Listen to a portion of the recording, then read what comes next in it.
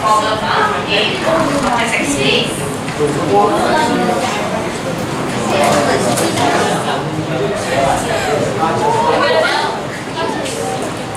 Okay, for exercise 1.2 question A, we want to find the range of values or the value.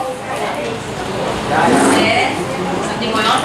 Okay, we want to find the values or the range of values for P for which the graph touches the x-axis. Okay, if you had read through the textbook, they said that when it touches the x-axis, okay, when it touches the x-axis, what the textbook defined it as was that the discriminant is equals to 0. Okay, so I went back and then I had a clarification with my colleagues about this matter, and we felt that touches the x-axis is a very ambiguous statement and there's nothing wrong. Okay, that we had previously concluded that discriminant is more than or equals to 0.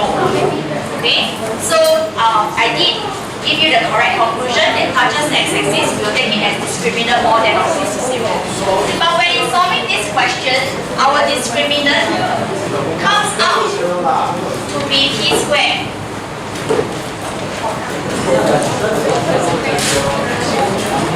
Or rather 36 minus 4p squared. Okay, so 36 minus 4p squared more than or equals to 0. Right, when we solve this, we find that 36 more than or equals to 4p squared.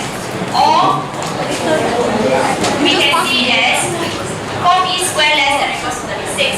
At this juncture, okay, we have not learned how to solve a quadratic inequality.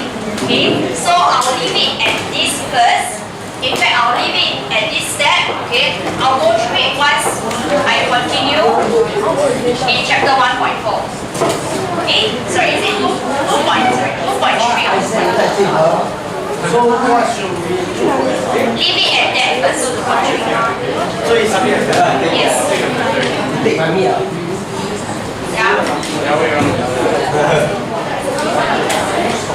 Yeah. So I'm trying to tell you that the example is not correct. Yeah. Okay. So we will take it as discriminant more than or equals to 0. We can only solve up to this stage for now. Okay. I will continue with it when we cover chapter 2.3. Understand? So we leave it as that first. Okay. Then just now someone asked about question 16a.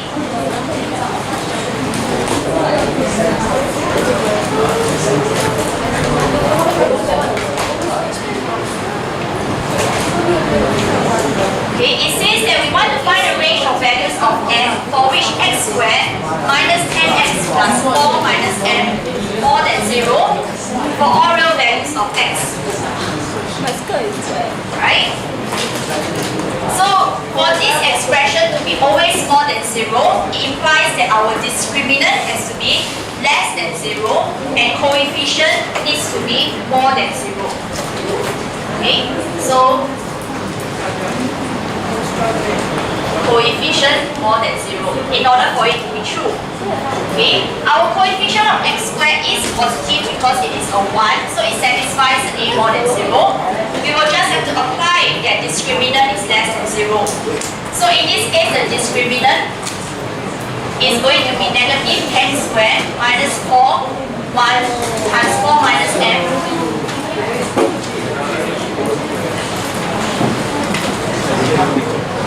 And it comes to 100 minus 16, that is going to be 4 plus 4m. Okay? So 84 plus 4m less than 0, and then you can solve it to find your range of values of m. Yeah. Well, okay.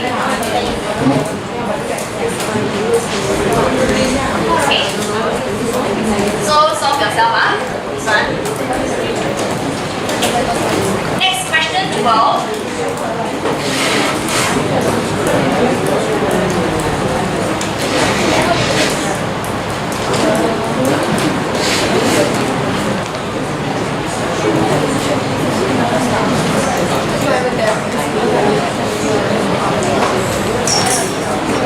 Right? So in question 12, it asks, explain why the graph has no x-intercepts when k is equal to -5. So actually what you can do it's just let k to be negative 5. Okay, let that be what happens first. Okay, and we will get plus 5 plus 1 is plus 6. Okay, so we want to explain why it has no x-intercept. So the evidence that we need to provide, okay, the thing that we want to find is the discriminant being less than 0 because no x-intercept. So finding the discriminant will give us 4 squared minus 4, 2, 6. Okay, and it should come out to become negative. What is that? 16 minus 6. Negative 32. Okay. So then we can just add all by saying since discriminant less than 0, then it has no x-intercept. When k equals to negative 5. Okay. Questions? Yeah. It's hard now. Not necessarily the question already. Then you had it there. Yeah, Iris. When k range of values is how far you want to go in that part? Because the question is very specifically given k equals to negative 5. There's no need for you to go into genetics.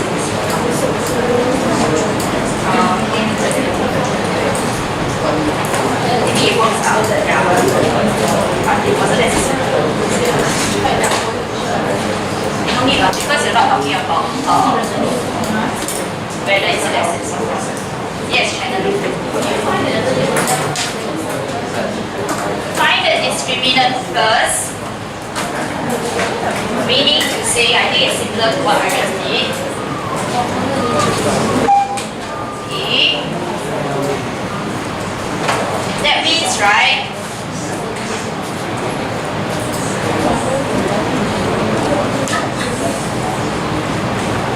four squared minus 4, 2, negative k plus 1, 16 minus away plus 8k minus away plus 8. So 8k, wait, I realize your working doesn't work for question 12. Yeah, because the question wants you to explain why it has no x-intercept. So you cannot claim that 8k plus 8 is less than 0 first. So this is the incorrect thing. Yeah. So you cannot, because the question asks you to explain why there is no x-intercept. Yeah. So we shouldn't go and claim that it is less than 0. Yeah. It is a proof by contradiction, but we don't learn proof by contradiction at our level, so I don't want to encourage that. It's very confusing. You don't need to know. They say it's not. Shannon?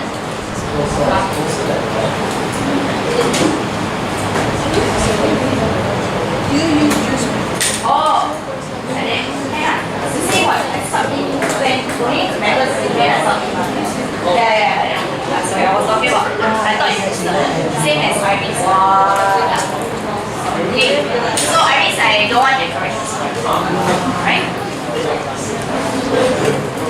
Okay. Any other questions? Right? If not, will you submit your homework down to the front? Okay. While I return to you your very last piece of chapter 1 homework. Yeah. Now.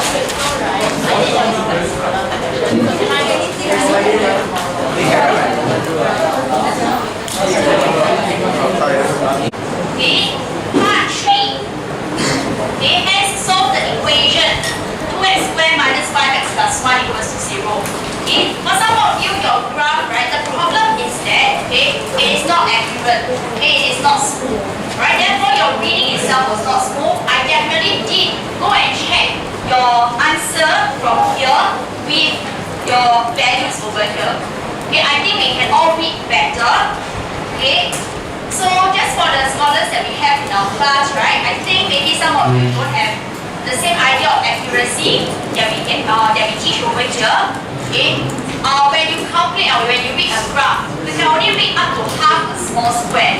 So it is not possible for you to give me answers such as 0.28. Okay, based on this reading of the graph here, it passes through that half a small square, so you can only read it as 0.25. Okay, not possible for you to give me 0.28. And the question wants you to read from the graph. Okay, so you cannot go and do by calculations. Alright, you can do a calculation to check whether your answer is accurate or not, but it cannot be provided as an answer. Okay, understand? So therefore, please make sure that we read our graph carefully and to the highest of accuracy. Okay, then now for part 4 and 5, to find the minimum value of y as well as the equation of the line of symmetry. Minimum value of y in my case is negative 2.2. Okay, and that is because of the turning point that some of you drew. Some of you drew your turning point. Okay, let's wait for the place to dry.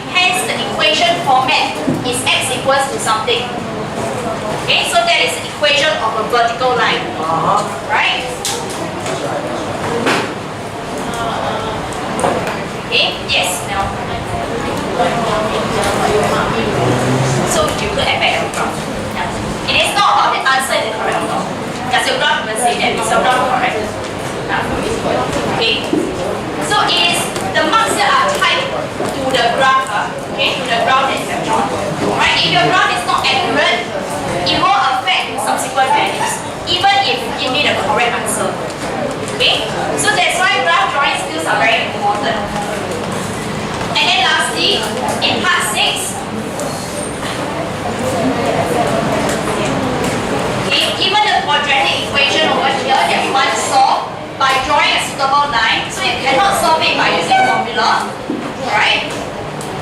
have already drawn the graph that is a +1. Okay, we drew the graph equation +1 over here. So I want to have the +1 here, and in order to have a -4, to make sure these two are equivalent, I have -2/5. Okay. Then after that, I can bring the -5 over to the right, and that gives us 5. Okay, so we draw the line y equals to 5. And then from the graph, we read the values to achieve this. Okay, so that is how we solve this one. Right? But for our upcoming WA, this concept over here is not being tested. Okay? Why is it that I'm teaching this part? Because I want us to make sure that when we reach chapter 5 EM Ex, we have the idea. Okay? Although it's not in our EM Ex WA, we are going to go into it when we go EM Ex chapter 2. Okay? Because it builds the understanding. Right?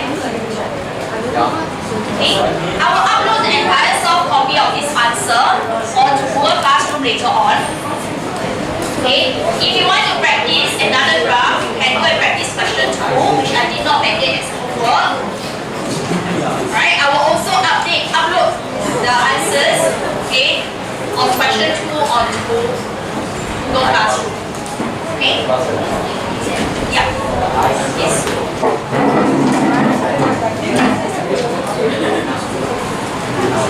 Right, so that's it for the next portion. So if you want to make a move to library, you can. Huh?